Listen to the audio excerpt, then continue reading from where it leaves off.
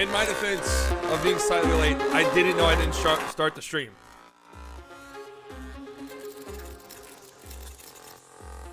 I thought I already started the stream. I didn't know I didn't start it.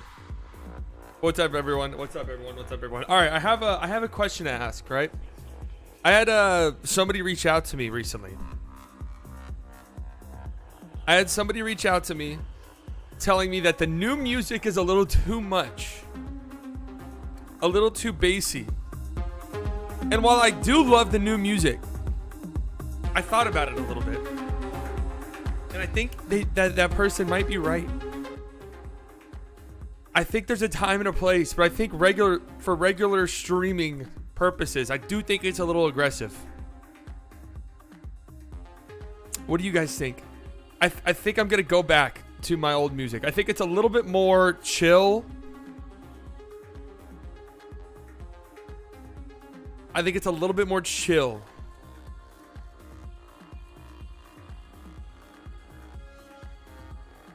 So we are doing that. It's just a little bit more chill, even though I don't like it as much. It's all right. I'm cool with you going back, though. It's just more chill. I got what they were saying. There's a time and a place for it. And just like regular streams, where it's just we're not doing much besides hanging out and talking, I do see it being a little bit too aggressive. 100%. I see where they're coming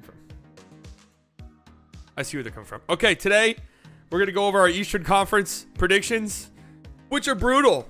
I mean, it's so hard predicting the Eastern Conference. The only way you can really get a good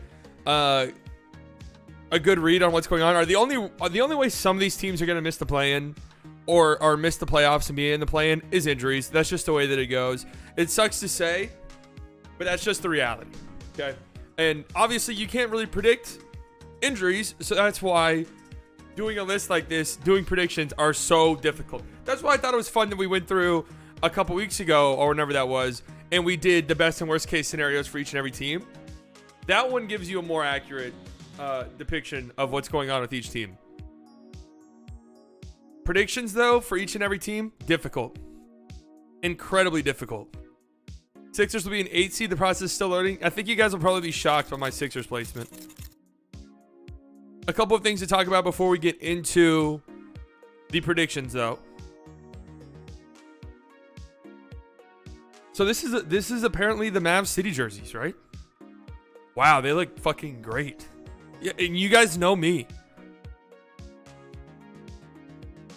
You guys know me and my stance on Mavs jerseys throughout the years. These are phenomenal. Some of the best jerseys in Mavs history. The way that they look right now. I have to see how they look on the court, obviously, but these are great. I love it.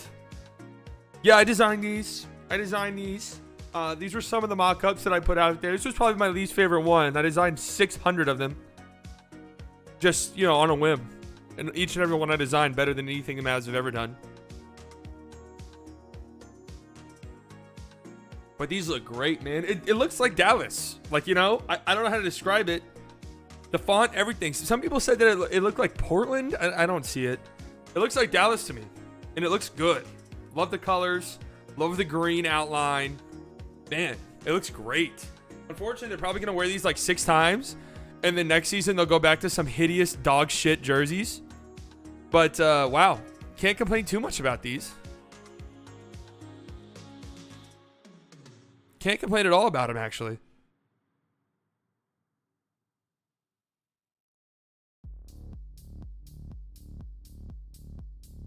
Finally, I can wear a Mavs jersey to parties and not look goofy. I'm always a believer, no offense, that wearing jerseys at parties is weird. Unless it's a jersey party. What up, Taco? Oh, God. Here comes Taco. I'm going through my old playlist, though, and it's all really bassy music. Taco, what are we feeling today, man? What are we feeling today? Anyway, these jerseys are incredible. Love them. Absolutely love them. They look great. I can't believe they actually made a good-looking jersey. Let's just talk about the LaMelo Ball ankle stuff. Have there been any updates on this? LaMelo Ball's ankle twisted pretty bad yesterday. And here's the problem. Anytime there's an injury this season, the jokes are immediately going to come in about Victor. This one's a bad injury. But let's be honest, though. The Hornets would be fucking idiots to not milk this. They just would. The Hornets would be absolute dumbasses to not let LaMelo Ball recover as long as possible here. Still believe we need Wiggins, but I think hella people are sleeping on the Mavs. Sally Bias with the horrible takes again. First the food takes and now this. Wait, what was my horrible takes? I don't think I've ever had a bad food take. Let me just throw that out there.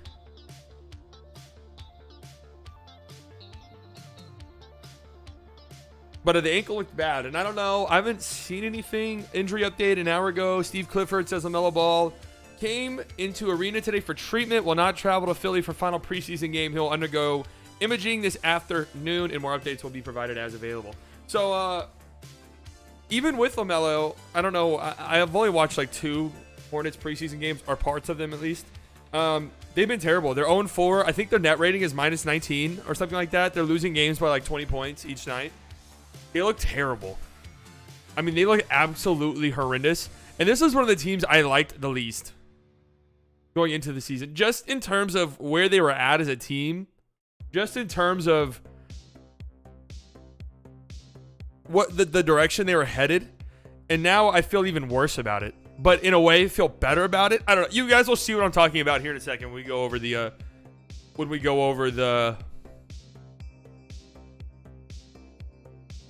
Eastern Conference, my predictions. It was a bad ankle turn. Like, that shit looks so fucking painful, man. Oh my god. Turning an ankle is just horrible, especially right when it happens, because you have no idea how bad it is. Like, all you know is you twisted your ankle. Every now and again you think or you feel as if you might have heard a crack, and you're immediately like, I just broke my ankle. But sometimes you can just walk them off. This one looked pretty bad though. Ooh.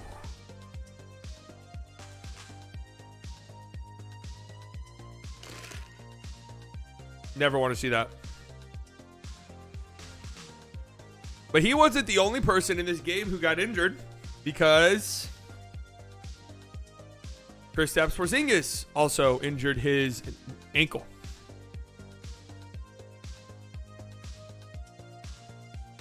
The 16-point lead for Washington has now been cut. KP sprains his ankle right there. Almost, it looks very, very similar to the LaMelo one. I'm not gonna listen. You guys know I'm at peace with KP. I've said this before. I'm not gonna sit here and I'm definitely not gonna sit here and celebrate an injury or laugh at an injury for KP. That's weird as shit. I've seen some Avs fans do it. I hate that we're doing it. I wish that we weren't doing it, but I understand it, I guess. Right? Like, that's just gonna be the reality. Knicks fans were doing the same thing after the trade with the Mavs, but I just wish that we wouldn't do it. Because KP's looked good so far this preseason, man. He really has. Does KP still have the beard? He's going back into the locker room. Right? Traffic, big, jumping in. He does. Do you think KP's a conservative? I saw a tweet once that says, you can always tell a conservative man because they look worse with beards. I don't know. I don't know how I feel about the KP beard. I'm gonna be real. I don't see it. It looks a little weird to me. Wouldn't be better hope he can stay healthy, scared for him? Yeah, a little. I don't know how I feel about it. I'm very indifferent. Is Josh Green going to start? Nobody knows what's going on with this situation. It came out a few days ago that kid was like, yep, Dinwiddie's going to start with the second unit, right? And everyone was like, oh my God, our Dinwiddie's going to run the second unit. Everyone was like, woo! Yeah, kid just gets it, man. Dinwiddie's going to come off the bench. But then apparently he's still starting. It appears that we were fake news by the report that Dinwiddie was going back to his bench role. He is still starting, according to Jason Kidd. Shout out to Dalton Trigg for the clarification. Hey, y'all, I want to say this, and I'm out. This is the person I think who reported on it originally. It was not fake news. I was there along with 3 other writers when he said it. Now we all know coaches say things, think it over, change their mind, say something else later, etc., and they have that right. But the initial report was correct. It's what he said then. The writer was correct in what he posted because it was true at that time. No need to bring anyone else down. That's why I keep moving here. Y'all take care. All right, so let me think about what was the initial report. I tweeted it. I tweeted about it. I tweet a lot. Gotta scroll. Here it is.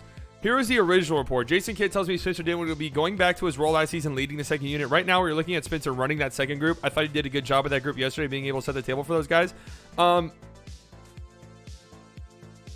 doesn't mean he's on the bench, though. Like, at no point did that mean he was coming off the bench, which I think a lot of people, myself included, actually interpreted that as. But now that I'm looking back on it, it's just staggering. The Mavs did that last year before they traded for Dinwiddie. They started Brunson and then just staggered the minutes. So,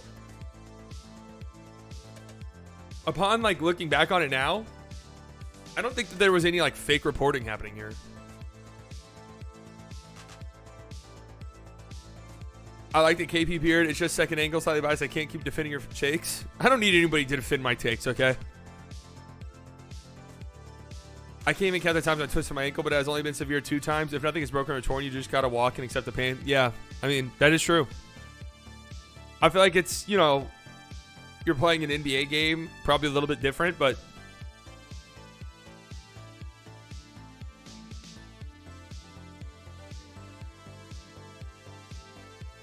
what up, Cred?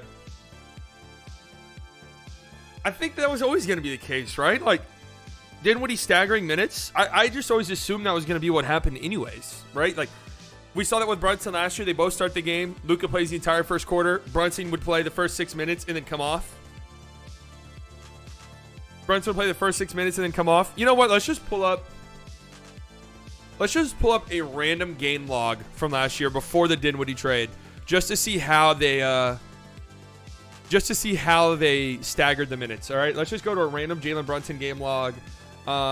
We'll go, a game started let's make sure Luke was playing. This game right here against Portland. Well, actually, I don't want it to be a blowout. Let's go with this game against Philly. Okay, this is a good one. Brunson played 38 minutes.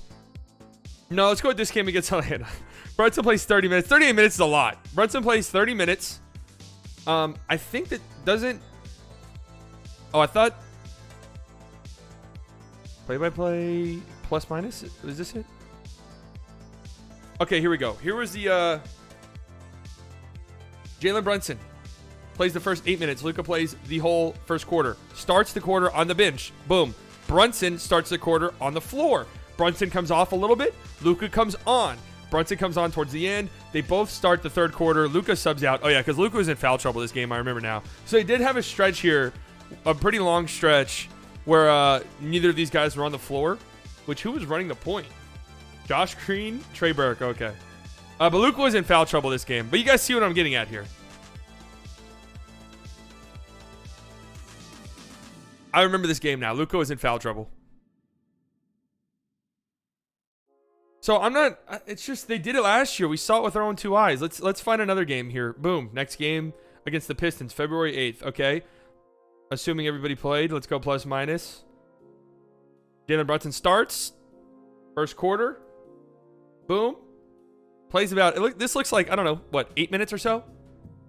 Luka plays the whole quarter. Brunson comes off here. Luka's off here. Brunson's on. Brunson comes off. Luka comes on. And then I'm guessing this was such a big blowout that they didn't play the rest here. But you guys see what I'm getting at. There's not going to be too many stretches, if any at all, where Dinwiddie and Luka are not on the floor. One of the two. So that's why I haven't been that worried about it as much as other people. Like, it's really going to bite us in the ass if one of them, knock on glass, gets injured, right? But in terms of game-to-game flow and stuff like that, it's not that big of a deal to me. It just really isn't. And I feel confident they could find one. Thoughts on the composite reports? Yeah, I don't know, man. It's the same exact way I felt with Dragic. Like, he's not a good player. Like, I don't know. I just don't think he's very good. I saw this tweet from Brad. Didn't sign Dragic, but did sign Campazzo. Would be a tough sell for fans. Not for me. Don't think Dragic is good anymore. Don't think Campazzo's good. Not that tough of a sell to me, honestly. The Dragic just looked horrendous in the preseason, by the way. I'm going to feel very vindicated when Goran Dragic is just straight up not good this year. Facu's like 30, I think. He was an older rookie because he played overseas forever, but I'm pretty sure him and Luka are on Real Madrid together. I'm pretty sure he's 31. I mean, Burke could run the offense for 12 minutes in regular season. Yeah, but that's kind of what we don't have to. If Luka and Dinwiddie are healthy, that nobody else needs to run the offense. If Capazzi was like that much younger than Dragic, I'll take it. He's 31. Like, I'm in the minority of Mavs fans when I say I'd rather we give a Hardy a shot than watch Facu or Dragic. Yeah, I agree.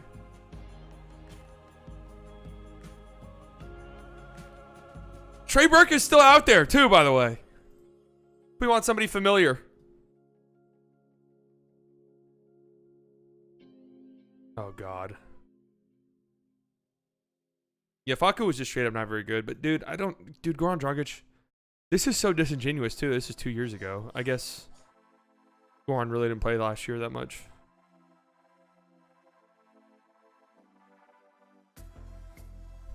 But anyways, I mean, I don't know. It's like kind of a tough spot where it seems like nobody wants that final roster spot. Like, Dorsey hasn't been very good. Nobody else is really jumping out at you. I don't know. I mean, it's not like he would get regular minutes. I wouldn't think, at least. And if that's the case for Facu, why don't you just go back to Europe and make, decent amount of money and be like a big guy on a good team over there? I don't want to see 12 minutes of Frank and Green again. It looked, yeah. The Frank dream is very much dead, and I think the team recognizes that. I think the team fully understands that. Anyways, anything else I missed this past weekend? Trying to think. I don't think so. Well, it was a bit of a slow news weekend. I mean, we're at this point of the season. Like, there's not much going on. The Draymond stuff looks bad. There's a lot of conflicting reports, and I called it. I told you guys that the Chris Haynes report was straight from Draymond, and now it appears that is even more true than before, and things seem actually kind of shaky there. I feel like our offense is going to look ugly when Dinwiddie and Luka are not on the court. It's a long season. I just don't think there's going to be too many instances where they're not on the court. The reality is, and I think the team has accepted this too, again, knock on glass, if Luka's hurt, you're fucked. For an extended period of time, you are fucked. Like, you're just not going to be good. I don't love that it's like if Dinwiddie gets hurt, we're also fucked. Like, that shouldn't be where we're at as a team, but it is. If you get the first pick, would you trade it for Wiggs and second?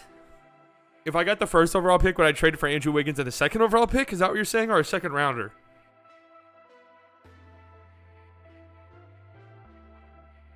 Can you see why we're mad at the guy who made the Green report for no reason?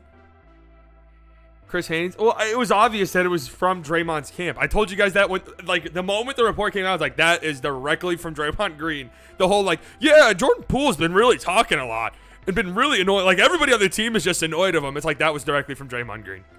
100% Draymond Green told him that word for word. When you lose your best offensive player, you tend to have bad offense. Yeah. If God forbid Luka gets hurt for more than like 2 months, it's Wemby time. The thing is, in order to like be a team that tanks for Wemby, you have to be in that race the moment the season starts.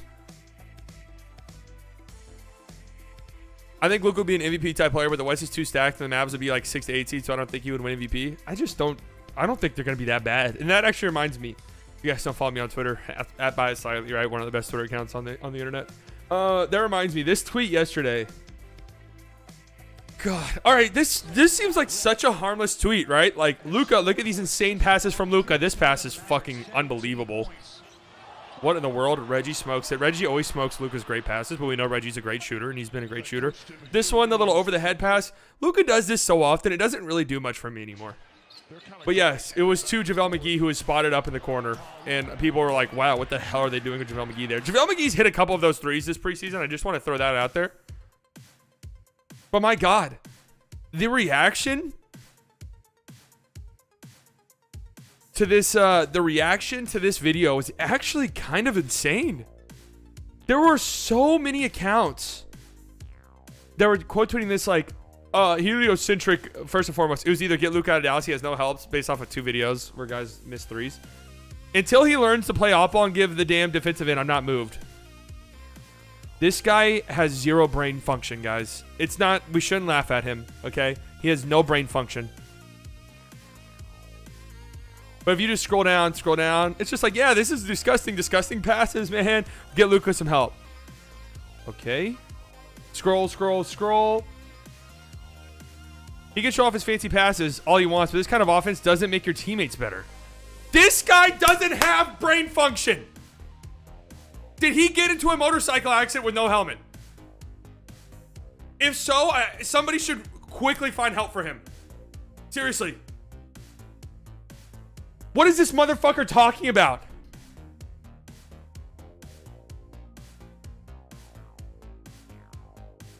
What is this fucking idiot talking about? First of all, both of these passes are like 10 seconds into the shot clock. And they're also wide open shooters. JaVale McGee shooting a corner three in a preseason game. This is what you guys are mad about. Like, this is what you guys are on about, man. Drummond just hit 3 threes. And everyone's like, whoa, Drummond hit 3 threes. Holy shit. That's so cool. JaVale McGee tries one corner three, and it's like, Luka Doncic, fat fuck Luka, fat pig, will never win. Ever. It's much deeper than that. Explain. They can't. This is just their code word for, like, I hate Luka. I hate Luka. And it's just like he's made it next to impossible to really critique him. There's definitely critiques about his game for sure. But like, it's just like this is the easy, lazy cop out. And I'll say I'll say the word heliocentric. I'll say motion offense, so it makes it look like I know what I'm talking about. Reality is I have no fucking clue what I'm talking about. Right? I got no clue what I'm saying. So I'll throw a word heliocentric in there. I'll mention Golden State, and I won't mention the fact that Golden State has 2 of the best off-ball movers in the history of the game, and the best off-ball mover in the history of the game. I won't mention that fact, but I'll just throw some other bullshit at the wall, right? Luka is also fat and will never win. See how easy it is? You see how easy it is? Hey, look, that's my tweet. You remember the Charles Barkley bit about jump shooters not winning championships? That's how people are going to look about heliocentric takes when Luka wins 3 rings. I mean, just look, the fact that the 5-out pick and roll offenses are efficient. They're good. Those are good postseason offenses too. It's shown. The Mavericks, every year the Mavs have been into the postseason, offense has not been their downfall. Never. Okay? It works. Having guys who can shoot and don't need the ball in their hands and are willing to shoot the ball when they get it, and having an engine that can run your offense and get you whatever you want, it works. It's an efficient offense. It just is. You want to run this fucking motion offense with who? The Warriors ruined basketball discussion. They actually did. Because one, now you have a bunch of fucking 12-year-old Warriors fans who are so annoying on Twitter. That's a different story, right? But you also have all these people who watch the Warriors and think this is how every team needs to look. This is how every team should play. Without factoring in that, okay, well, you have 2 of the best shooters in the history of the game, 2 of the best off-ball movers in the history of the game. You have a very willing passer in Draymond Green, a very good passer and playmaker in Draymond Green. You have a very good coach team. You have a bunch of other good shooters.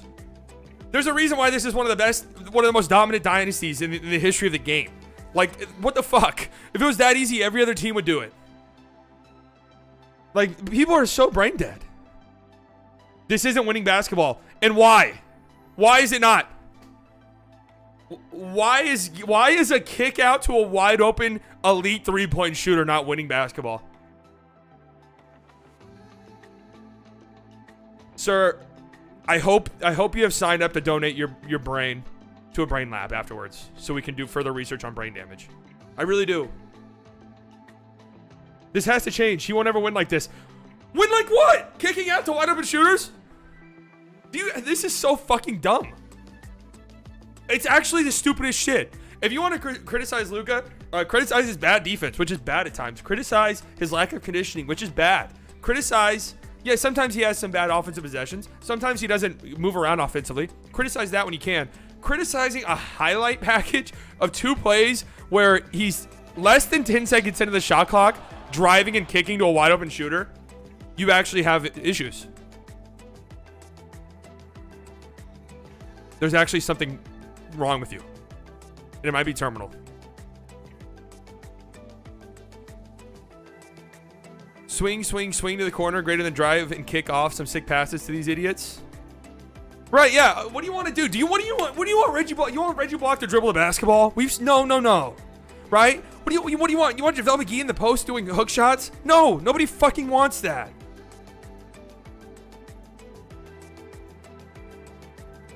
Yeah, crying duress. Yeah, there's definitely things to critique Luka for. Like, I don't want to come across like he's a perfect player. I don't think that at all. But, like, holy shit, man.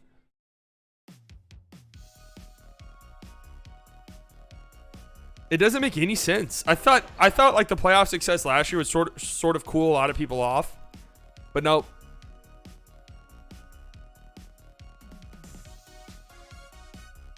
Unbelievable, man. So stupid.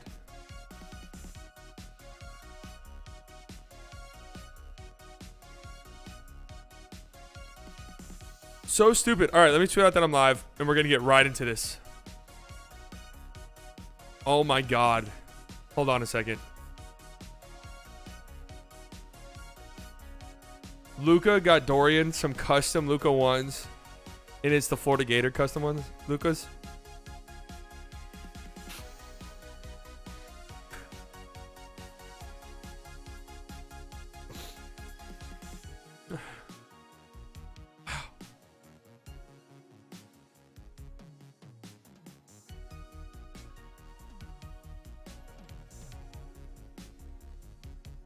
That's incredible. That's incredible. Why is Cade trending with 54,000 tweets?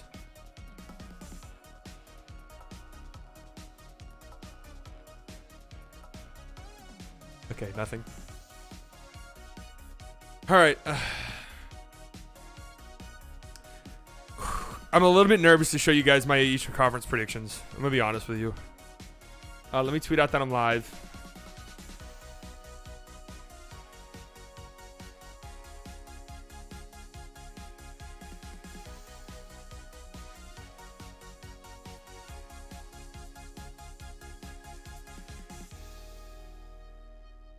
Going over my Eastern Conference predictions. This conference is a nightmare to predict. Get in here and argue with me. I know for a fact there's going to be some placements here that are going to make you all very angry. What do you think of Clippers Mavs rematch in the playoffs? I would love to see it. I really would. I feel like that really is the beginning of Lucas Jordan arc. Everyone thinks Game 7 against the Suns. No, it's beating the Clippers. A healthy Clippers. I am from Dallas, yeah. I grew up in Irvine, went to Ranch View High School. Nice. I want to see that later in the playoffs. Yeah, that needs to be like a round 2 thing. That needs to be a round 2 thing. Suns are always pretenders. I just don't believe in teams without an MVP candidate. All right, here you go. Gas up this tweet, and we're going to get right into business. If you guys haven't liked the stream yet, make sure you do so. It helps me out tremendously. Lets YouTube know we're having a great time. Seawood McGee big with length. Reggie and Doe big with good length for defense. Maxey good mobile long defender. So I don't know why people think we don't have what the Raps have. My dad went to Lake Highlands. Well, the one thing the Mavs have that the Raptors do not have is an actual superstar. Which it doesn't matter how well you're coached. You absolutely need.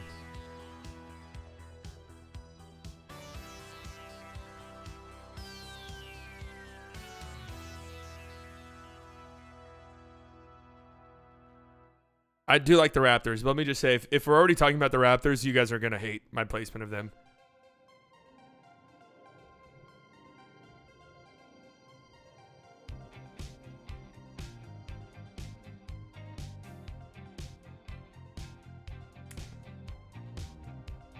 All right, should we get into it?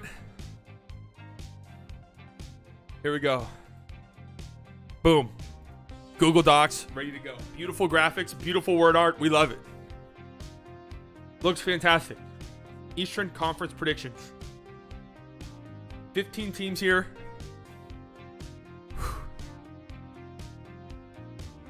It's tough. It's brutal. Predicting who's going to make the play-in, who's not going to make the play-in, who's going to be top 6 seed. It's very, very hard.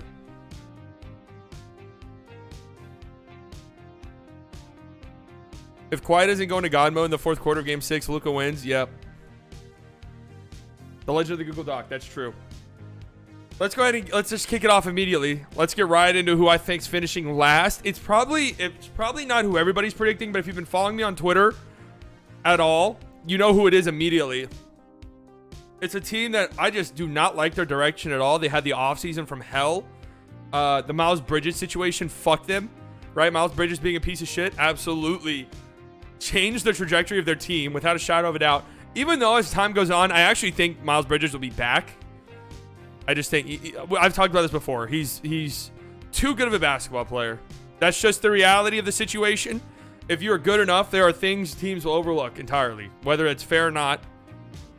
I think Miles Bridges is good enough that he'll be back on an NBA team. I do think it'll be Charlotte, who I do think is going to finish last. I think if they're smart, right, LaMelo Ball is missing a solid too much for this ankle injury. It doesn't matter if he's ready to go tomorrow. Like you're taking your time. You're being patient with him. You're just sitting him down and basically saying, hey, man, we fucking suck. And this draft is way too deep for us not to dip our toes into it. All right. I don't see the future, the trajectory of this team. Even then, I think this is a bad team, right? And I'm not so sure LaMelo is good enough to carry them either way. You know, they've been a bottom. What have they been the 10 seed both times they've been in the play-in? They've gotten smashed both times they've been in the play-in. They lost by 30 both times, I'm pretty sure. They lose Miles Bridges. Gordon Hayward, Terry Rozier should not finish the season on this team. I think if they do, it's a mistake by their front office majorly to not move those guys for something. And I just don't love their recent drafts. Book Night, I'm just not there at all. Kai Jones, still very far away. Williams is a good player, but that's just kind of it. Like, I actually like what I've seen from him in the preseason, from what I have seen. Him and LaMelo are going to be pretty interesting next to each other. But it's just not like a great player. You know, it's not like a franchise-altering talent or anything. So I think that they're probably going to be the bottom of the Eastern Conference. Would that surprise you guys at all? It wouldn't surprise me. I think they should try. Like, I think that should be their goal, is to finish as low as possible. Let's get a top-end talent to pair next to LaMelo, and then let's move forward. Because right now, it's kind of a fucking mess. You have Steve Clifford back. And Steve Clifford does get a lot out of his teams. That is kind of one of the things I thought about here with the bottom two teams on this list, is that their coaches try to get them. Both coaches are kind of older and are going to try and get the most out of their teams. It might not be like the best tanking situation, but I just do not like this team in the slightest. I don't like what they put on the floor, and I think that they're going to finish dead last in the Eastern Conference. Even if LaMelo plays for most of the season, which you probably will, I just don't think this team is good enough. And I don't think LaMelo is good enough right now to carry a team like that. So I have them finishing 15th, which would be good for them, by the way. 14th, I do have Indiana. Part of me kind of thinks Indiana's going to be better than people think. I would say 70% of people have Indiana penciled in as the last place team in the East. I think that they're probably, let's just go to betting odds. NBA win total. NBA win totals 2022, 2023. I guarantee you they're dead last. Yeah, they are. Indiana is dead last in the East by 3 games. So Vegas seems to think that they're for sure going to be at the very bottom here. I don't know. I'm gonna be 100% real with you. I actually don't think so. And here's the reasoning why. I love Tyrese Halliburton, and they're gonna start the season with Miles Turner and Buddy Hield. They shouldn't finish the season with either of those two on the team. But they're going to start. They're going to start with those two on the team. But Thurin's look pretty good. And here's the thing, too. Rick Carlisle is their coach. Rick Carlisle typically does get the most out of his teams. We've seen that with Dallas, obviously. Like, he led some pretty bad teams to decent records. They were fucking terrible after the trade. But a lot of that, too, is like their team was terrible. And they were shamelessly taking. They'll probably do it again, which is why I have them 14th. But I don't know. Maybe I'm a little bit too big of a believer in Tyrese Halliburton. I mean, it's not like I'm predicting this team to win fucking 50 games. Like, they're probably going to lose. There might be several teams here, guys, who don't win 20 games. Like, there might be several teams this season that do not win 20 games. Has that ever happened before? Let's see. Vegas has them at 23.5. Houston, 23.5. Wow, Vegas is not high on Houston at all. Spurs, 22.5. I could see all of those teams winning sub 20 games. It's going to be really ugly at the bottom of the East. And these two teams are going to be bad. Then we have the Orlando Magic. Now, if you guys remember this summer, I made a bold prediction that one of the Thunder, Magic, or Pistons would make the play-in. I'm way off that. I couldn't be further from it. I think this happens every single time. Every single season. During the summer, you think about these young teams. And you're like, holy shit, man. The Magic, they got Paolo, like Franz Wagner. If they just continue to grow, they might be a play-in team. And the season gets closer and closer and closer and closer. And then, like, you see some preseason games. And then you look at the roster a little bit more. Then you look at all the other teams. You're like, oh, wait, never mind. This team's going to be fucking terrible. That's kind of where I'm at with the Magic. And it pains me to say. Because I kind of want them to be good. But I just look at their guard situation right now. And it's stinky. I'm going to be honest. I'm not a Cole Anthony guy. Suggs has a knee issue. Even then, he hasn't looked very good offensively. Fultz already injured. And I do like Fultz. But he's already injured. Like, who's going to be running the point guard? Cole Anthony again? No. No, thank you. This is one of the teams here where, obviously, if you're towards the bottom, you want to end up with the number 1 overall pick to get Wemby. But if you get the 2nd overall pick and you end up with Scoot Henderson, that's not half bad. Like, for the Magic, Scoot Henderson would be amazing. Come in, run point guard. They're interested in Jordan Poole. Like, they've been tied to Jordan Poole forever, I feel like. I don't know. I don't see it happening, but I want to love the Magic. I do. I have several Twitter friends who are diehard Magic fans. But I don't see it. I think there's going to be some moments with Paolo just based off his play style that are a little bit ugly as a rookie. And that's fine. That's completely okay. I think he's going to win Rookie of the Year. But there's going to be some moments that are, not pretty. Franz Wagner's great. Like, he's just good. And he can fit in anywhere now. Wendell Carter's great. But the guards, what's going on there? I don't love it. Magic popping off, I don't see it. I just really don't. The other team that they get lumped in with, I could see it way more. The Pistons is who I'm talking about. We'll talk about them here in a second. What is Vegas has their over-under at 26.5. That's pretty fair. Like, I think that there's actually a gap between these two teams. Hornets and Pacers, I just think are going to be horrible. Like, the Vegas over-under on Hornets 36.5. Let me see if I can bet on that right now. If that's still what the over-under is, I'm betting on it. I'm actually going to put a bet on it right now. Let's see. Let me log in. Because it's just not happening. It is just not happening. NBA regular season wins continue. Let's see. Charlotte Hornets. 36.5. There's just no chance in fucking hell they win that much, right? Continue. Under. Yeah. $200,000. Put it on. Continue. Boom. Place bet. Bam. Just like that. There's just no way it happens. But Magic, the guard situation, I don't love it. I really don't. But it's okay. They're young. They're a building team. If you were to tell me in 3 years from now, okay, hey, the Magic are actually a good team now, but none of the guards that are on the 2022-2023 roster are like actual real contributors, I would believe you. I would say, yeah, that makes perfect, complete, and total sense. I have the Magic here at 13-12. The Wizards. They're a sneaky 15 seed. I think they are. A lot would have to go wrong, but I'm looking at the outlook of their roster, and a lot could go wrong.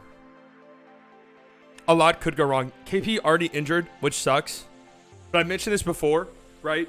You have Kuzma, who's an unrestricted free agent.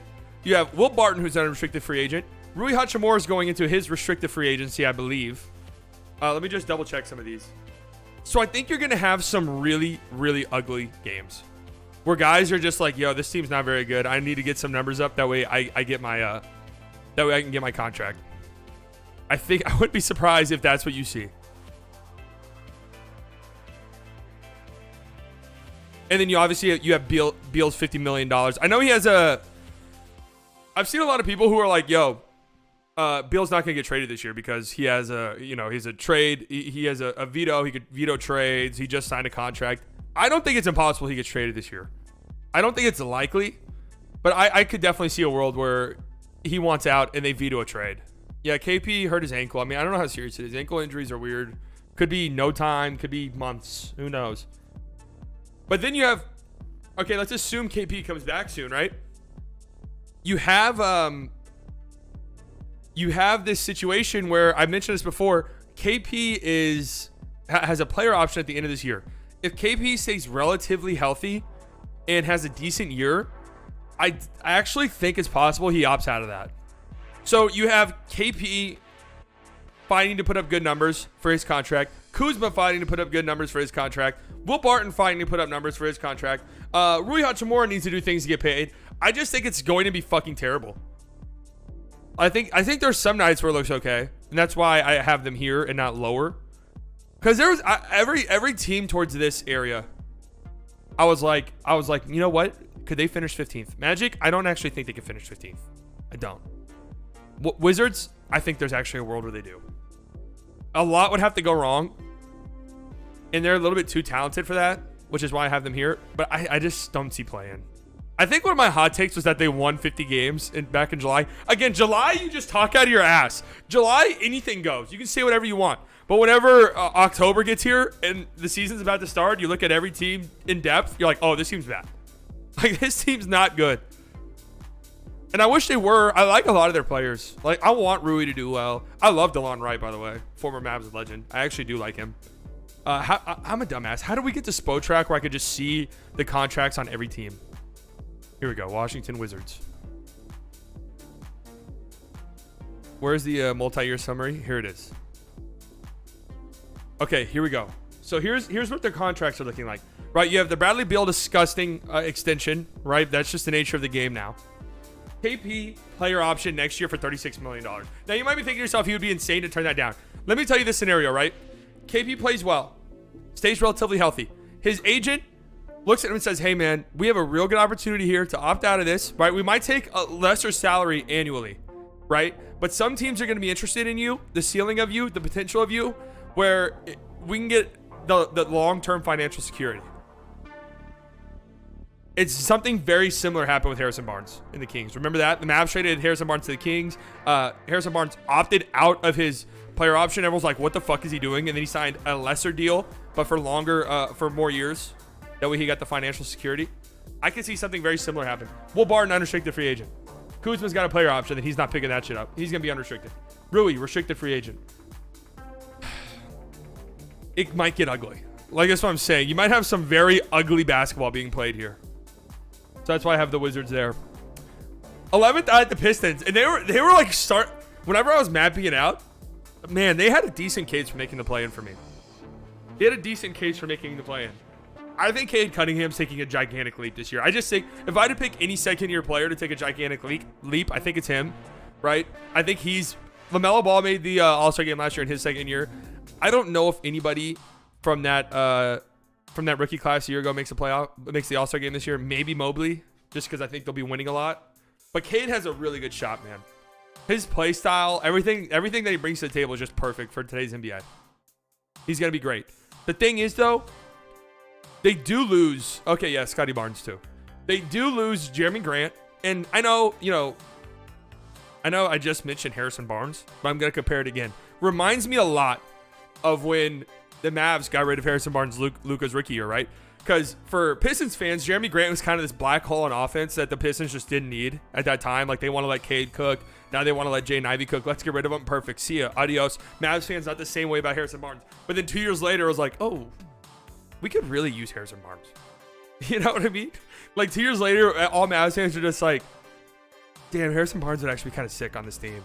I feel like that similar thing's going to happen with Jeremy Grant. Although it just made sense. You had to do it, right? You had to do it. I think there's going to be some growing pains with Jay Ivey. I just think there's going to be some growing pains for Jay Ivey. I love Sadiq Bey. I love his game. Sometimes it can be a little bit ugly, but that's okay. He's still young and growing. Cade Cunningham, again, I love. Duran, there's going to be some growing pains too. Ivy and Duran are both guys who I think have a huge upside, but I think it's going to be kind of up and down early on in their careers. That's just the type of players they strike me as, right? For Ivy, it's more of like the shooting stuff. But I like their team, man. They got such a good young core. They'll be terrible defensively too. That's the thing. They'll just be really, really bad on the defensive end, which is why I can't, put them any higher than this. I was really trying to convince myself to put them in the play-in. It just couldn't happen. It couldn't happen. Out of the three teams I mentioned, Thunder, Magic, Pistons, I think the Pistons have the best chance. Thunder, if Shea was healthy going into the season, and if they had Chet, like, you would really have to consider them. But with all their injuries and stuff, no chance. I like the Pistons. They got one of the best young cores. They are almost too talented to be at the bottom of the tank race, though. Do you guys agree with that? What is their Vegas over-under? Vegas has them at 29.5. See, like, that's kind of high, actually. Especially considering Orlando's is 26.5. The Thunder is 23.5. Like, I feel like those are the three teams that get lumped together the most in terms of the rebuilding teams. So Vegas seems to think the Pistons are going to be the best ones, which I do agree with. Them winning 30-plus games wouldn't shock me at all. And that's not going to have you at the top of the Wemby race. So kind of one of those weird seasons, but I think we see a big season from Cade. I really do. I think he's going to be a great player. Shout out to Dallas. All right, here we go. Now we have to play in. I feel like this is just an easy, right? Most people have these teams missing the play-in. Like these 5 missing the play-in. I feel like that's almost as chalky as it gets.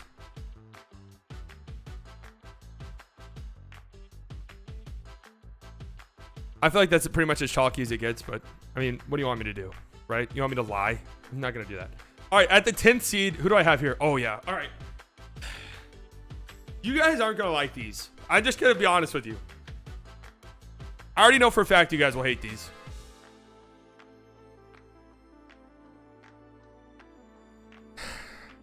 I had no idea where the fuck to put Chicago.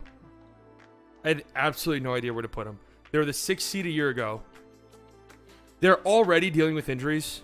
I hate that Lonzo's status for this entire season is in jeopardy, especially considering the Bulls were just not a good team in like the back half of the season. Remember, they were like the 1 seed in January. It was a crazy story. DeMar was getting MVP conversation in the MVP conversation. It was insane. But then Caruso goes down, Lonzo goes down. Their defense completely and totally tanks, and they were just a below average to even bad team at times last year. After that, now you go into this year, Lonzo's status up in the air. Do we think you're getting the same exact thing you're getting from DeMar? Probably not. But on the flip side, you could say, well, Levine will probably be healthy this whole year, so it'll be a better season from him. And Vucevic has to be better this year, right? Because he was fucking terrible. So Vucevic has to be at least somewhat good this year, right? I'm not so sure. Defensively, it's just ass. When your 3 best players are just bad defenders, I don't know if I can get there with you. And then your 4 spot is completely open. Who's playing there? I've heard Javonte Green. I've heard Derrick Jones Jr. Ew, gross. Right? They're fine. But do I want them starting my 4? Patrick Williams has not taken the steps you needed him to take. Like, in order for this team, especially considering how god-awful the Vucevic trade was for you, in order for this team to really, really take that step up, I mean, Patrick Williams has to be good. He really does. And it's looking less and less promising by the day for him.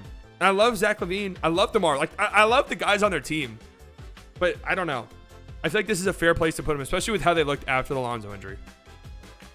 How do you guys feel? Their offseason additions don't move me. I mean, Drummond's shooting threes. Do I expect to see that in the regular season? DeMar LaVine is such a terrible fit. Big blow-up chances for the Bulls. They do have a blow-up chance, too. That's very true. They do have some blow-up possibilities. Very, very slim. They'll still be okay. Like, that's the thing. The next 10 teams in the East are good teams. Like, they're okay teams. I think the Bulls are going to be okay. I think there's a pretty big gap between the Pistons and the Bulls. Like, if the Pistons wanted to make the play-in or the Wizards, I think there'd have to be some significant injuries ahead of them. But I don't know. I don't see it. I don't get excited about them the way I get excited for some of the other teams in the East. I do have the New York Knicks ahead of them. I like this Knicks team. I just do. I know I don't want to get too, like, sucked into preseason stuff, but I think this is going to be a pretty good year for them. I think they'll get a Thibodeau bounce back defensive season. Their defense, their team defensively wasn't very good a year ago. But it was really good 2 years ago. And I kind of think we might see them get back to that. You know, they were a top 6 defense in the back half of the season last year. And I think you might get a full year of that. There's no way Julius Randle is that bad again, right? Like, there's no way. You have the Knicks making the playoffs? I couldn't squeeze them into the top 6. I mean, we're not factoring in injury stuff here. Try to keep that in mind too. I love the Jalen Brunson addition. He's gonna be fucking great there. We can sit here and pretend like he won't be. He's gonna be fantastic there. He's gonna be a perfect fit. I think he's perfect for New York too. Like I think he's just gonna get in there. He's gonna fit in, right? He's not gonna try to do too much. And if things aren't going great, I don't think he's gonna let the New York media, the hate, the boos. I don't think he's gonna let that stuff get to him. And am I bought in an RJ breakout? No, not at all. But they'll still be a good team. I'm just not there on RJ. I tried, and I try, and I try. I struggle to get there sometimes with him. But I think Brunson's gonna be good though. That's really where I'm at. And I think defensively they're gonna be a good team. So I got the Knicks here at number 9. 8. Oh god, here we go. This team is impossible to figure out where they're gonna be too. I gotta look at top end talent. I have to look at top end talent. The rest of these teams are so well built. A lot of them are neck and neck. Some have more question marks than others. Again, I think there's a big tier leap between these teams and the ones below them. Toronto Raptors at the 8th seed. This one pains me. This one's hard. Everybody on over-unders looks at the Toronto Raptors over-under and says they're like one of the easiest teams to bet the over on. I'm not so sure. Every team above them that I have above them has better top end talent. That matters. The thing though is the Raptors are always fucking good. Like that's just also the thing. Besides the one weird anomaly year during the COVID season where they were playing in Tampa Bay and it was just disgusting. They're always good, you know, and I don't want to discredit them or anything, but it's just hard. It's hard to figure out where to put them unless you really believe in like a big Scotty Barnes leap, which I don't think is impossible, but it would kind of need to happen. Like Fred VanVleet's numbers last year were huge. And they fell off a little bit towards the end of the season. Siakam was great last year. He's going to be great again. Their defense is going to be good. They have so many good wing defenders. I love Precious at the small ball 5. I think he's going to take a leap forward. Like every time I talk about him, I want to move them higher, but I just struggle to put them ahead of the teams I have ahead of them, right? I just really do. I struggle. They just don't have the top end talent that I think you have to have. I know that they were a 6 seed a year ago. Do I think that were they a 5 seed? They were 5 seed a year ago. So I guess I'm expecting regression, even though I'm really not. This is just how hard it is to predict.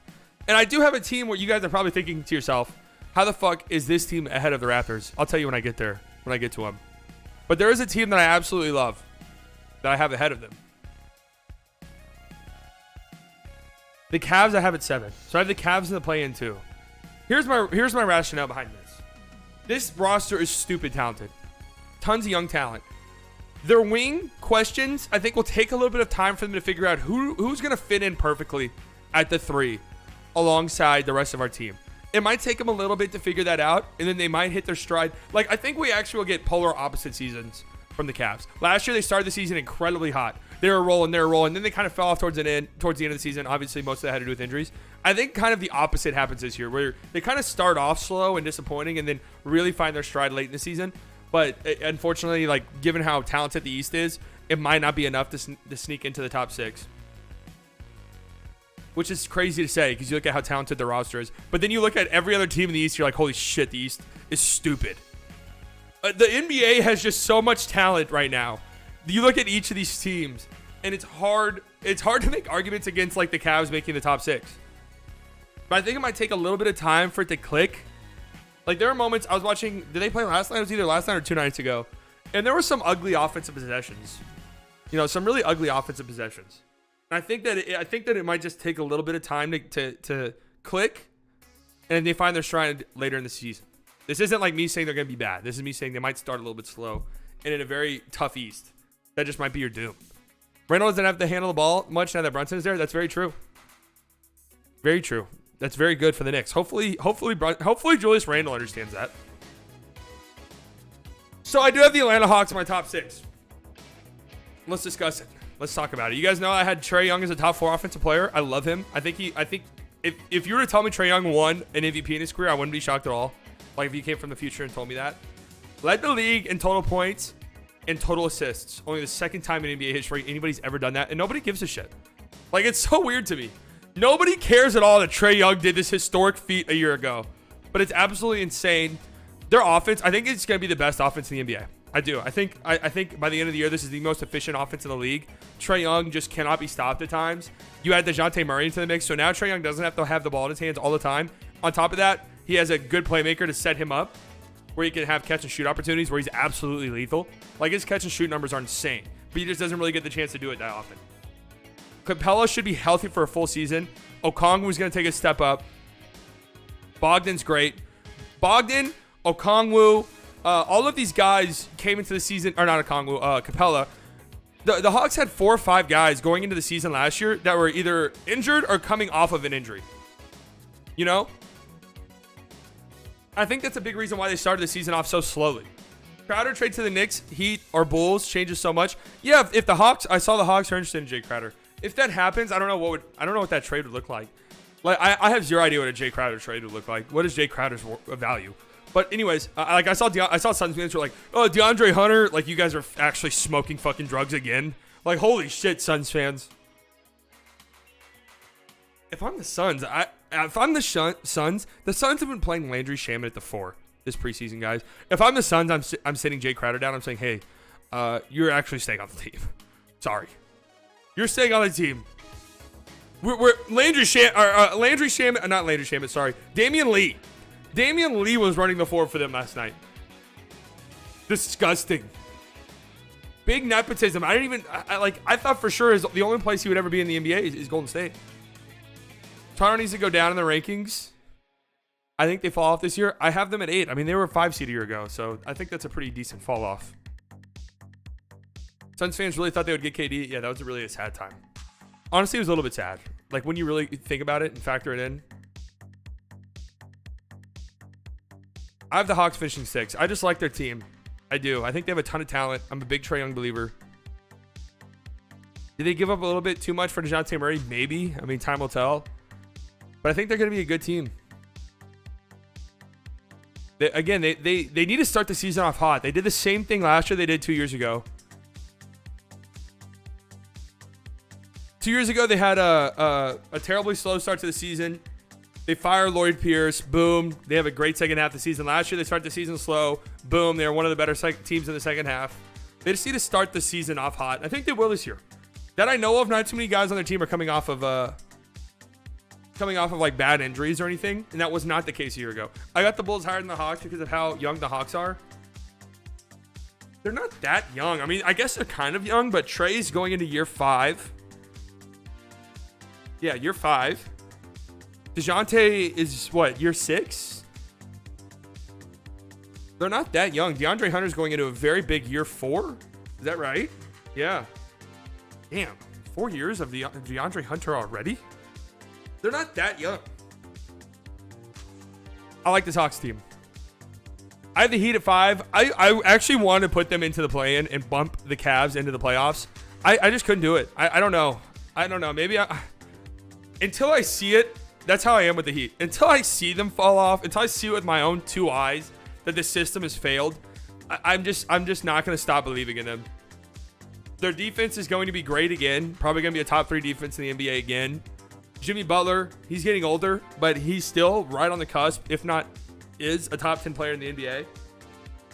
I think this is a big Bam season. I do. I think this is a big Bam year. I think this is like the breakout year for Bam that people have always sort of been waiting for.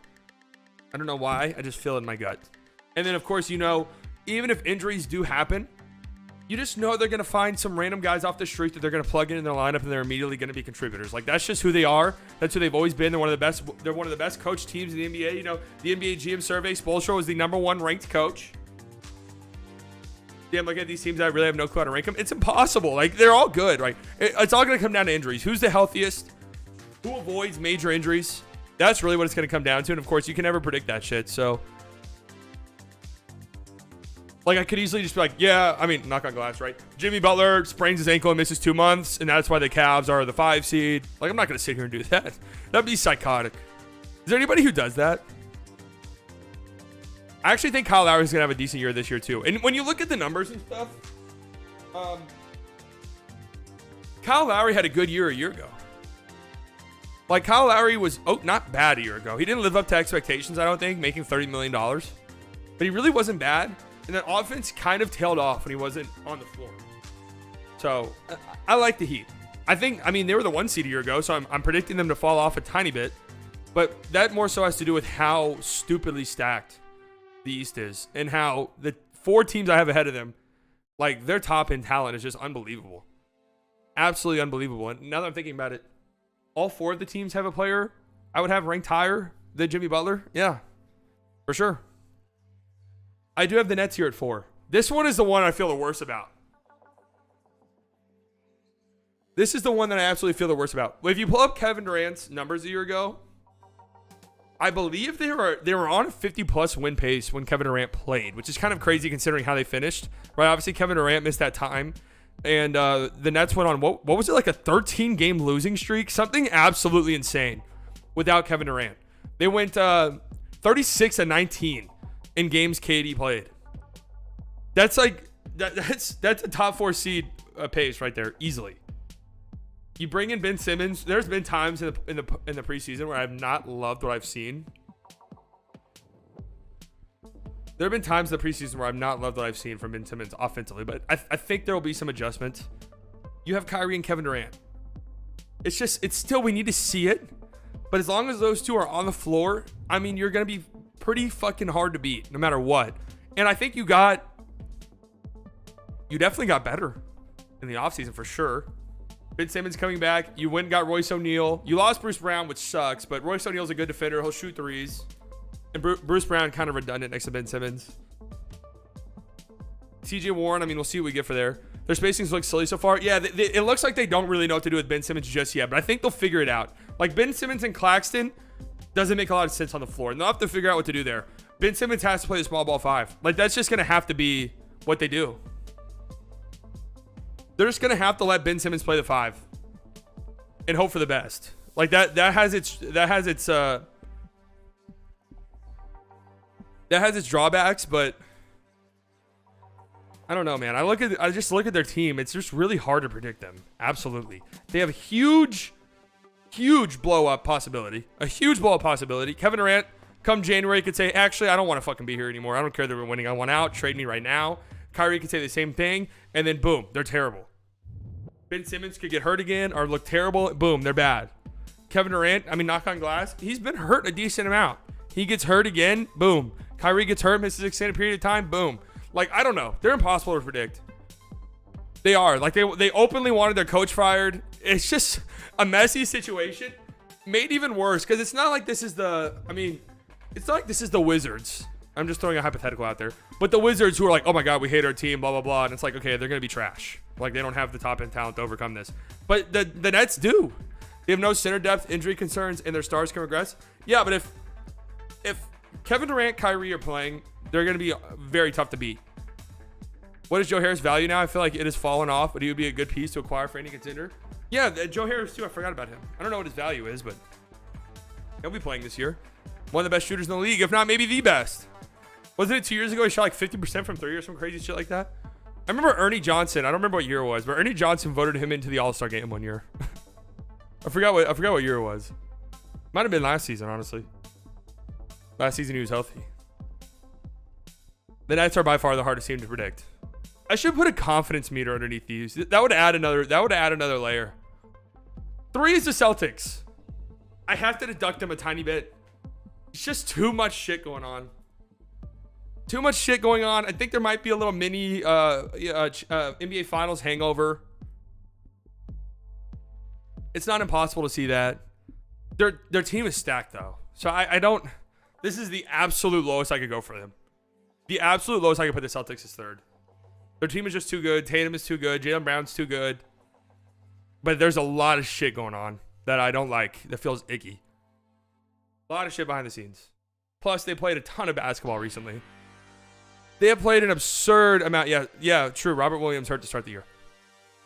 They've just been in so many deep playoff runs lately too, and then a finals run a year ago. Like, at some point, that's gonna, it's gonna start wearing some guys out.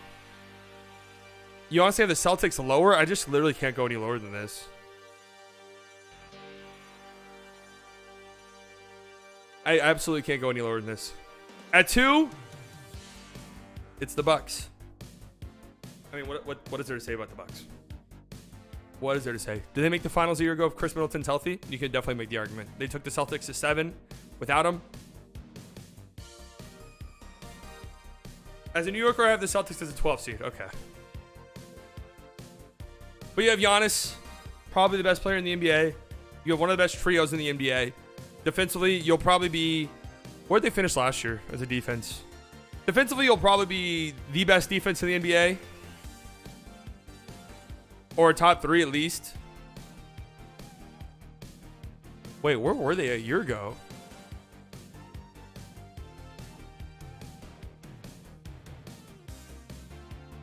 Hold on. I'm figuring out where their defense was. Their defensive rating a year ago. Wow, they were 14th. A lot of injuries and stuff, though. They'll be one of the best defenses in the league. I mean, it's the Bucks. Do we really need to say anything at this point about them that hasn't been said a trillion fucking times? And then number 1 is the Philadelphia 76ers. This has to be the year. This has to be the year. If it's not, Doc's got to go. Embiid might ask out. Like, this absolutely has to be the year for them. Knock on glass, barring any major injuries, right?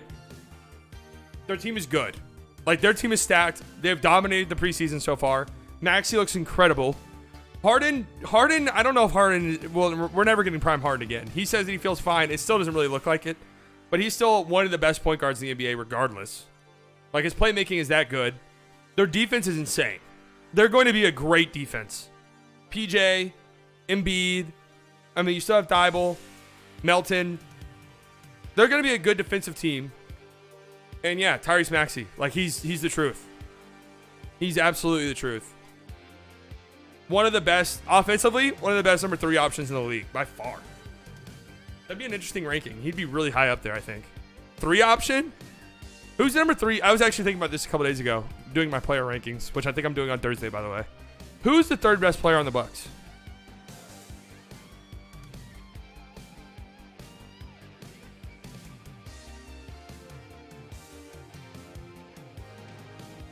Drew? I kind of think it's Middleton. I don't know. It's really tough. I think in every like top 100 ranking I've seen, those 2 are like literally back to back. I think that's how I'm gonna have mine too. Personally, Middleton is sneaky one of the best second options. Oh yeah, for sure. I mean, the Bucks are stupid good. So in review, here's my Eastern Conference prediction. Charlotte Hornets 15th seed. What's my confidence? Let's do a confidence meter.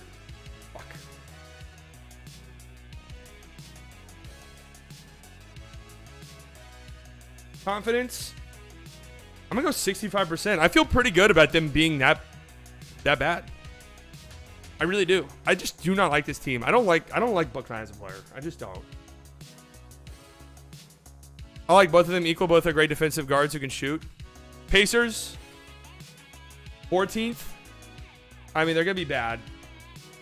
Confidence, 75% that they're gonna be a bottom 2 team in the East. I don't know who will make it out of the East. I don't either. I kind of want to go Bucks, personally.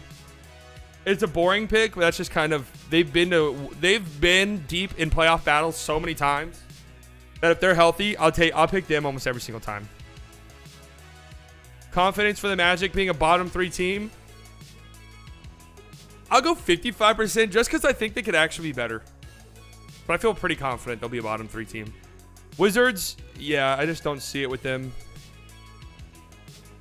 I'm not doing confidence meter. It doesn't make sense. I don't even know what my confidence... Like, I don't even know what I'm basing the fucking ratings on.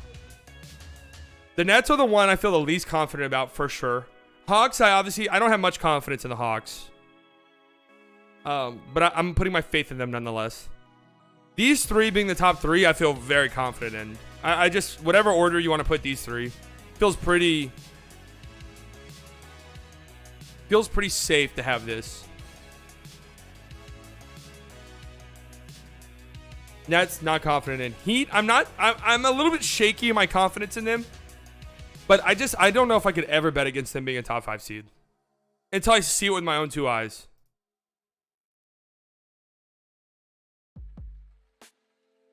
Cavs, them being a playing team, I'm not confident in that. They feel too talented to be a playing team, but I don't fucking know, man.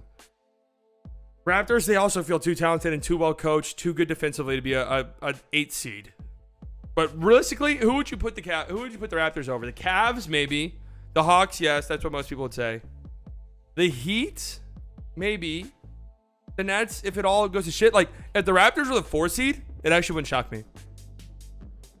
Bucks or 76ers make it out. Celtics benefited from a very injured East last season. You could say the same thing about the Bucks 2 seasons ago, though, too.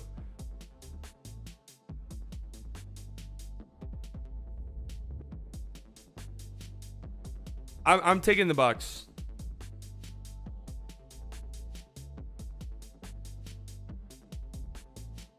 The Bucks would be my Eastern Conference pick right now. Boring, but whatever. Sixers, I'll pick them to be the 1 seed. I think they're that good.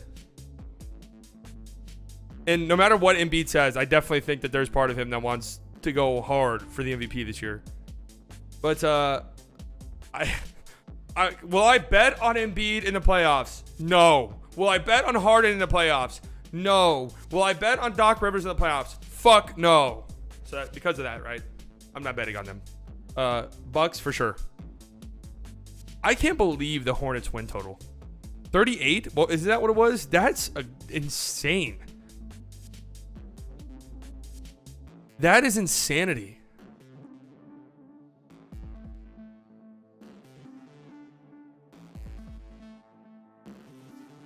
That's absolutely insanity.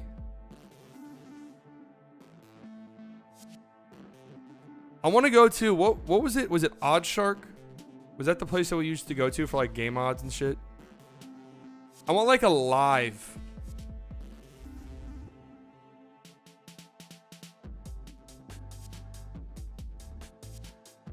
Yeah, Maxey does look good too.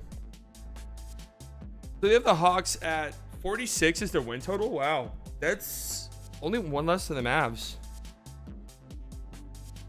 People are actually hammering the Mavs over. Look at that. LaMelo's underrated in my opinion. I think he'll be on Booker, Tatum, No. Booker, Tatum, jaw level? No. I think he's got a ways to go to get there.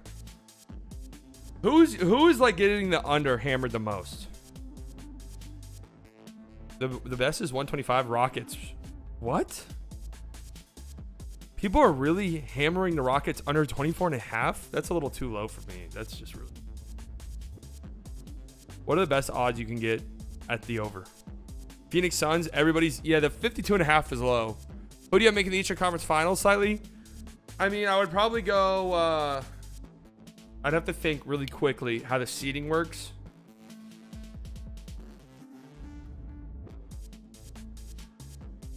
Bucks...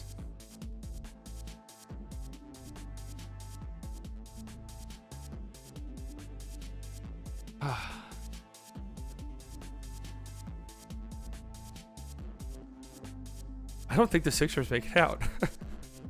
I don't think the Sixers make it out. I just don't. I can't bet on them ever.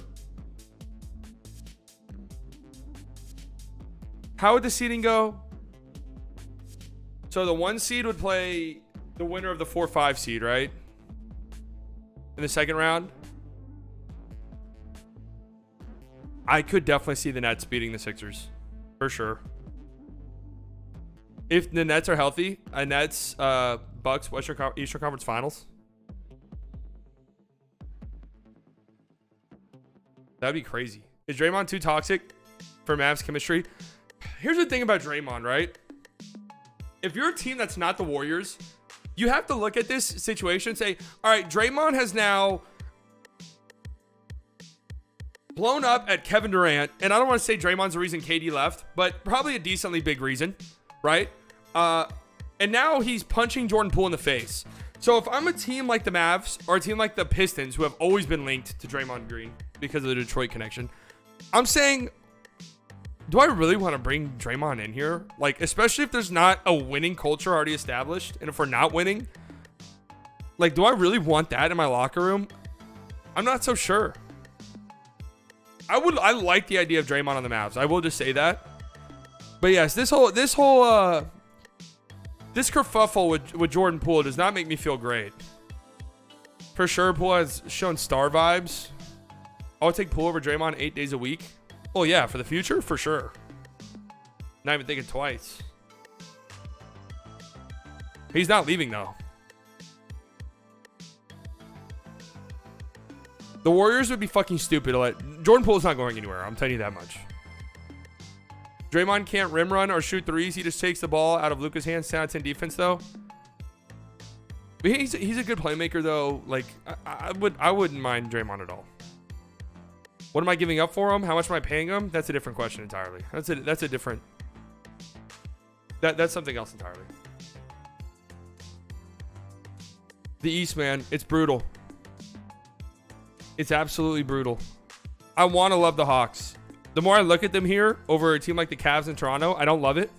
But hey, I got to have some hill I die on. I picked the Hawks, by the way, just so you guys know. I picked the Hawks to finish as a 2 seed last year. So, you know, they've fucked me over before. I'm more than willing to get fucked over by them again.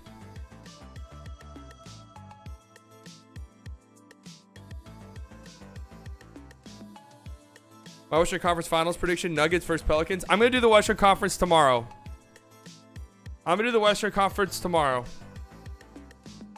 And Western Conference is just as hard too. I would say that it's a lot less like this little cluster of teams right here. Chicago, I think the Knicks are pretty solidly a playing team. But Chicago, Toronto, Cleveland, Atlanta, Miami, throw them into the mix. Nets, throw them into the mix too, just because they're uncertainty. Like, any of these teams could be a playing team. Any of these teams could be a playoff team. I don't think it's that difficult in the West. I'm going to tell you that right now. We'll see. And at the end of the day, of course, it always is. It's just going to come down to injuries. Like, that's always what it comes down to. Draymond's a jellyfish. He didn't get extended and Pool Party did. That's what happened. What is a jellyfish? I've never heard somebody get called a jellyfish. Oh, he's jealous. Probably a little bit, yeah. Poole hasn't been extended yet, though. Wait, has he? Did I miss that? He's going to get extended. I don't believe in Jokic like that. I'll be real. I feel like people overhyping the Clippers and Golden State Warriors. I don't think chemistry will be there, and I would go Mavs, but that's bias. Also, I really like the Pelicans. I don't know. Again, tomorrow is Western Conference Finals, or Western Conference predictions, okay? And then I'll get into the Pelicans and why I really think people need to slow their fucking roll when it comes to them.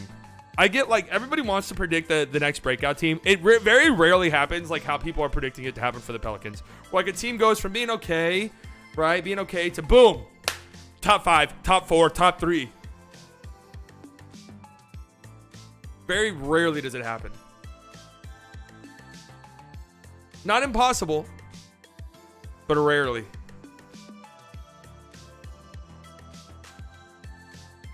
Nothing from the bubble is real aside from Luka being a playoff riser. I think it was all real. Of course, like, some of the shooting splits were absolutely asinine, but everyone thought bubble was high-level basketball until LeBron won. That's so true, too. It was just depending on who you ask. Like, if you were a LeBron fan, it was like, wow, this is just great because everybody's in the same place. There's no traveling. There's no home court advantage. It's just the best basketball players in the world going up against each other. Whoever wins. This is high-level basketball. But if you hated LeBron, it was there's no fucking crowd. Nobody's chanting. You know, there's no pressure on the players. Everybody's shooting 50% from 3. Like, it's just a joke. Mickey Mouse ring.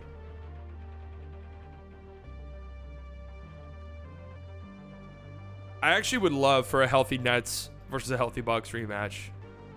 I would. I know Harden's gone, but holy shit, that series was so good. That series was incredible. That was probably like the last great playoff series we've had. I mean, think about it. Last year's playoffs was bad.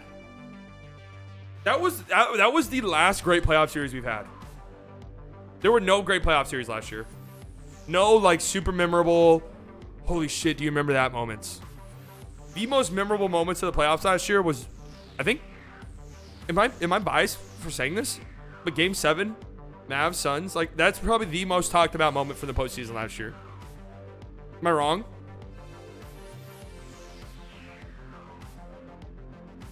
What else even gets discussed?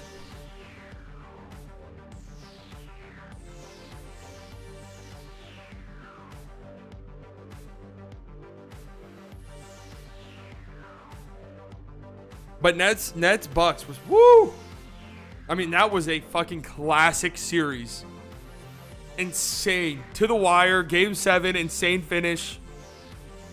Celtics Nets had good games. That was a sweep. Like, it can't be a legendary sweep. That was the main story of the postseason, was that Game 7. I witnessed Suns downfall live. I thought it was a dream. That, you guys can go back and watch my stream. Somebody sent it in our Discord. I was in disbelief that whole game. Like, it was a 40-point game in the third quarter, and I was still like, there's a lot of time, guys. Like, it just didn't feel real. You know, that game was over in the second quarter. No doubt about it in retrospect. Honestly, in the first quarter, it was over. You could just tell. If you rewatch that game, you can just see immediately that it was always going to end that way.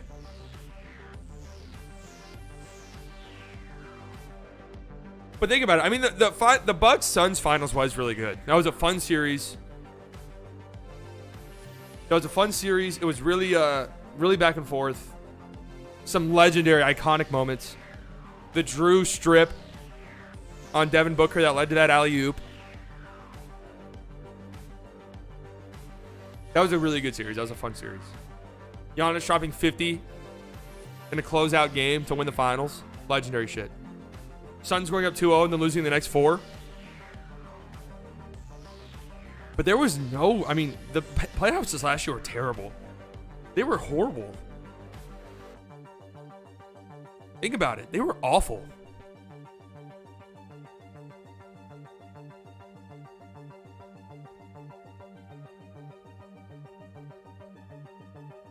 The matchups this year in the playoffs are going to be insane if no one gets injured. People are going to get injured, though. Like, that's the problem. That's why it's really hard to do preseason predictions. The problem is I never did preseason predictions a year ago, but this is a cop-out. I was planning on doing it, and I sent my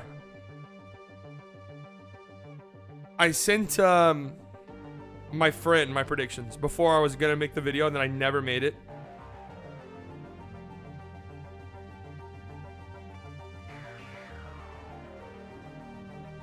Let me see if I can find it. Bear with me.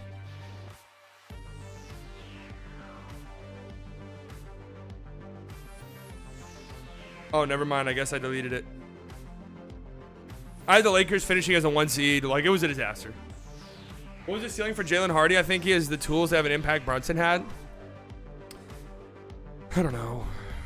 This season, I'm really not expecting much from Jalen Hardy. I'm just telling you that much, right? I'm just expecting some cool moments here and there to show some promise and some flash.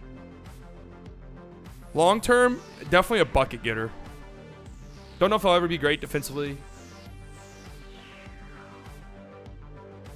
The Wolves and Grizzlies series was good. Yeah, that was a good, fun series. I mean, but what made that series so interesting was the Timberwolves shitting their pants. That was a good, chaotic series, though. I can see Hardy looking like Jordan Poole does right now. I feel like Jordan Poole's way more shifty. And a better shooter. That would be a miracle. That would be fantastic if you got to that level. It was some very sloppy basketball.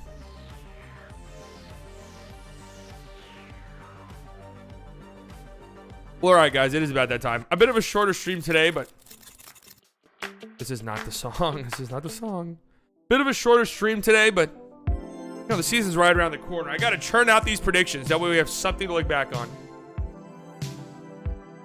Tomorrow I am doing my Western Conference predictions. Woo! You're not going to want to miss those. I promise you that. Thursday, I don't know yet. Thursday's either going to be an awards prediction stream or top 100 players list. I'm not sure. I don't know if I'll have my top 100 players list done. If I do, it'll be Thursday. If I don't, it'll be Monday. Okay. It's either going to be preseason predictions Monday and top 100 players Thursday, or the other way around. We'll see. And then Friday's the last preseason game for the Mavs. And then next week, it's go time. Tuesday, I'll be live streaming the opening night games. Then, of course, the Mavs play on Wednesday night. Woo! We are a week away from NBA basketball, ladies and gentlemen. 8 days away.